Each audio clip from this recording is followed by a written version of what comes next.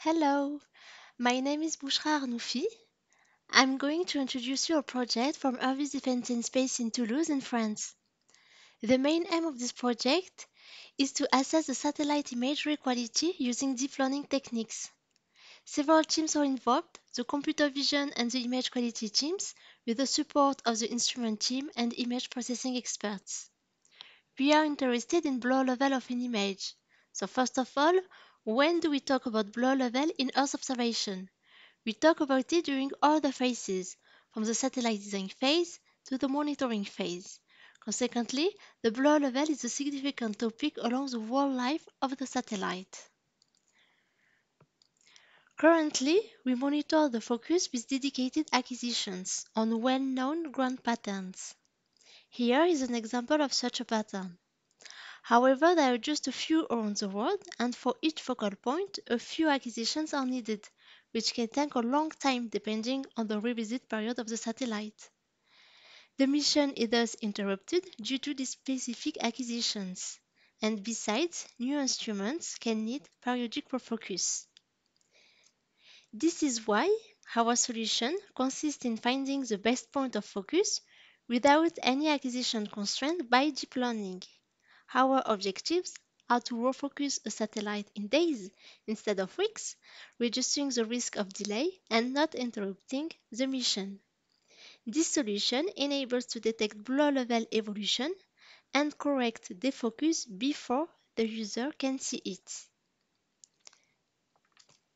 In practice, we send telecommands to the satellite to change some parameters that affect the defocus level. With our solution, we will send a first telecommand or TC to the satellite, which will produce a first image. This image is then fed to a CNN convolutional neural network model, which makes an estimation of the blur level.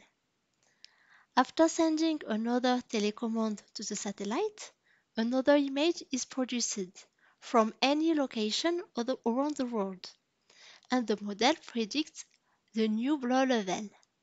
Finally, after comparing the model estimations, we can deduce which telecommand enables to get the best image quality.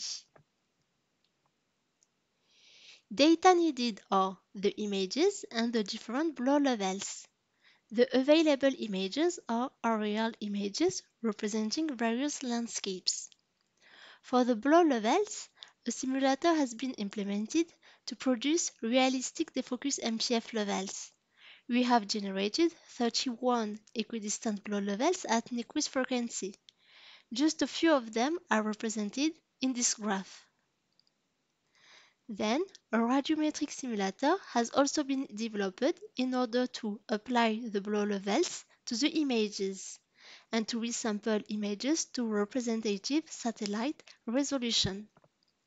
The human eye struggles to distinguish an image with a given defocus blur level and the same image with the very next defocus blur level. The results: each image is divided into tiles. The color indicates the predicted class and the transparency denotes the certainty.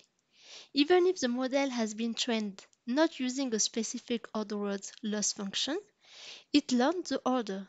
Indeed, when it fails predicting the right class, it predicts the neighbor class. Moreover, in homogeneous areas where we expect low certainty, the model predicts a blur level with low probability, as it is the case in the river in the figure, with a high transparency. These results are promising given that it is very close and sometimes even better than manual methods, which depend on the satellite mission and its components. Future work includes nose robustness that can also be simulated thanks to our simulators before being challenged to real data. And finally, an interesting extension of this application is to apply such model as an image quality criteria while performing image enhancements. So thank you for your interest. Don't hesitate to contact us if you need further details. Thank you.